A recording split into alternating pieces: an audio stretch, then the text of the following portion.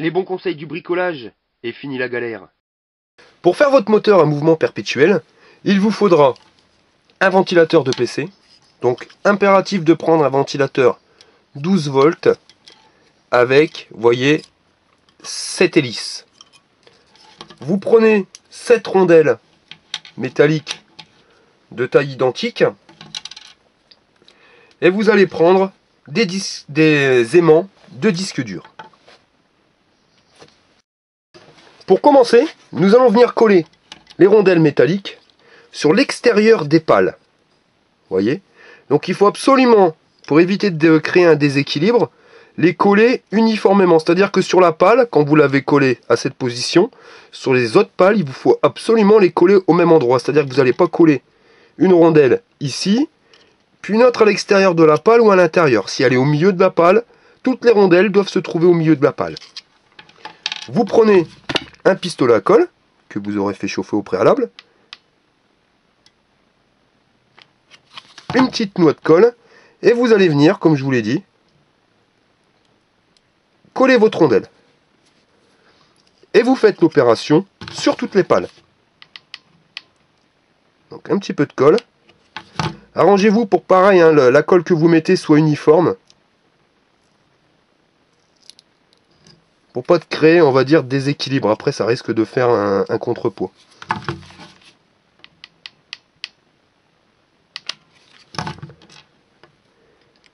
Et vous répétez l'opération sur toutes les pales. Voilà, donc les rondelles métalliques ont été collées, comme vous pouvez le voir. Maintenant, nous allons coller les aimants. Alors sur les aimants, il est impératif, donc c'est de récupérer des aimants de disque dur. Pourquoi? Parce que vous avez la même magnétisation.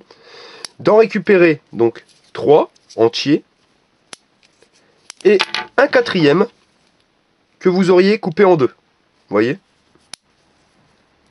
Coupé en deux. Donc vous allez prendre le premier des plus gros aimants et vous allez venir le coller sur un coin. Vous voyez? Donc il faut absolument pas qu'il touche les hélices, mais qu'il faut qu'il soit assez près pour attirer le champ magnétique. Donc vous allez venir mettre votre colle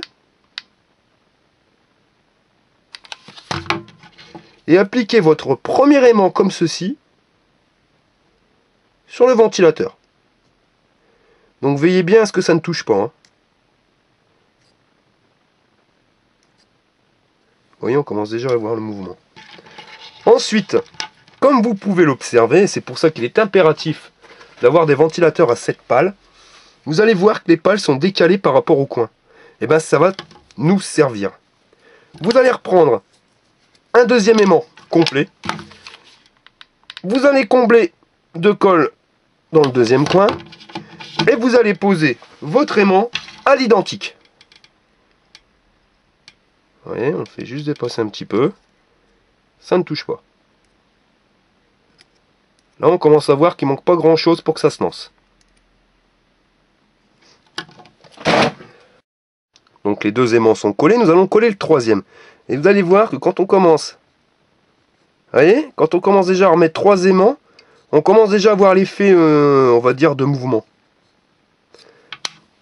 Donc, même punition, vous prenez votre colle, vous le mettez au coin, et vous superposez votre aimant.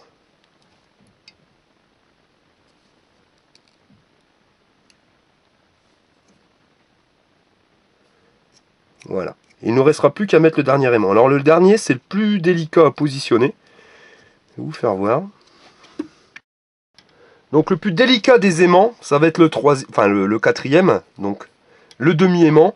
Pourquoi demi? Pour qu'il y ait un champ magnétique qui soit inférieur aux autres. Parce que si vous avez un champ magnétique qui va être identique sur les 4 coins, au bout d'un moment, votre moteur va s'arrêter. Donc là, le plus délicat, c'est vraiment de le positionner. Donc vraiment être sûr qu'il soit positionné aux 3 coins pour les 3 aimants, les 3 premiers aimants. Et ensuite, avec votre aimant, vous allez venir vous rapprocher tout doucement donc des rondelles. Comme je vous dis, hein, c'est pas le plus facile. Donc vous approchez. Et quand on retire, regardez, ça s'arrête. Voilà. Donc vous voyez, je crois que sur le centre, ça devrait être bon. Donc on va recommencer. On l'approche. Ouais. Et c'est vraiment à l'impulsion. c'est au millimètre. Voilà. Donc vous bloquez. Quand vous voyez que votre moteur commence à tourner, vous savez que l'aimant, vous devez le mettre là. Donc vous allez retirer l'aimant et vous voyez que dès que vous retirez l'aimant,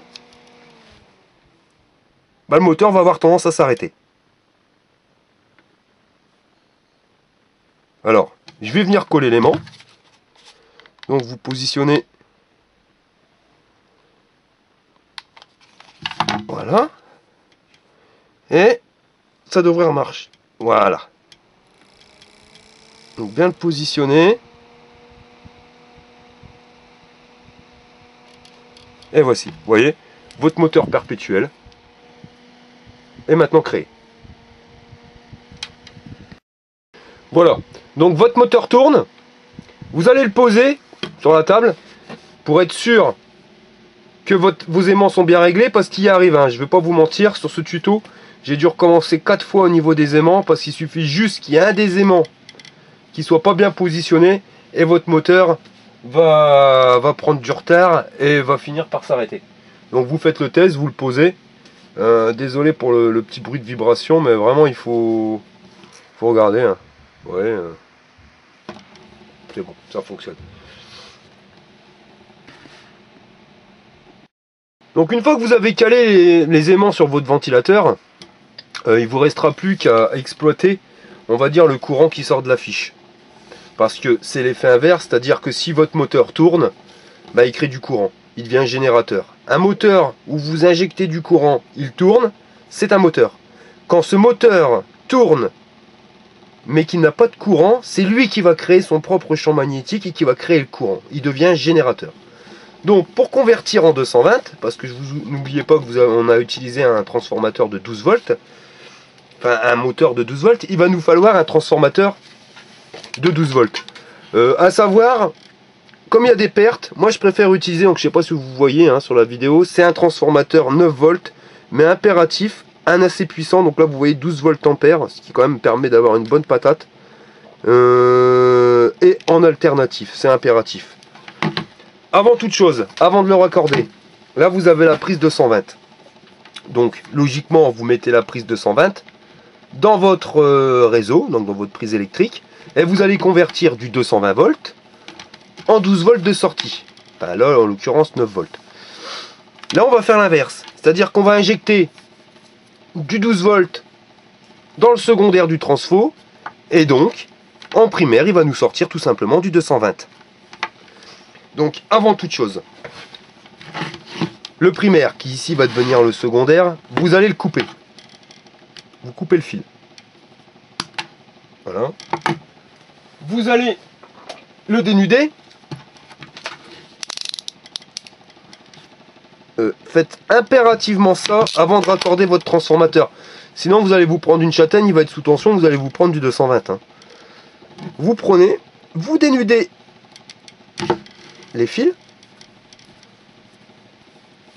Et vous allez venir y raccorder une simple multiprise, une triplette, hein, ce que vous voulez. Ça sera les prises qui vous desserviront du 220. Pour éviter de prendre une châtaigne, vous voyez, vous allez venir visser les dominos directement sur la multiprise, ce qui nous permettra d'isoler le système.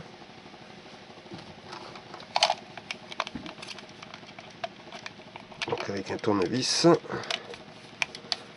vous venez brancher les deux fils sur le domino.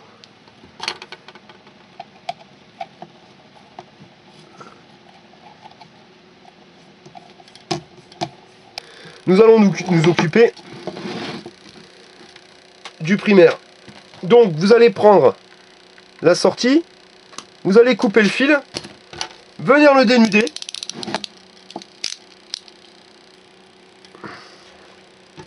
Ensuite, vous allez venir couper le fil du ventilateur.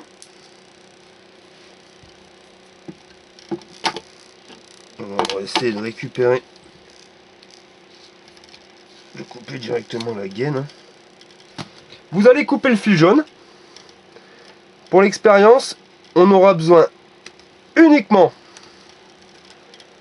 du fil rouge et du fil noir. Donc je vous disais donc de venir raccorder le fil noir sur un domino et de venir le mettre sur le fil noir du ventilateur.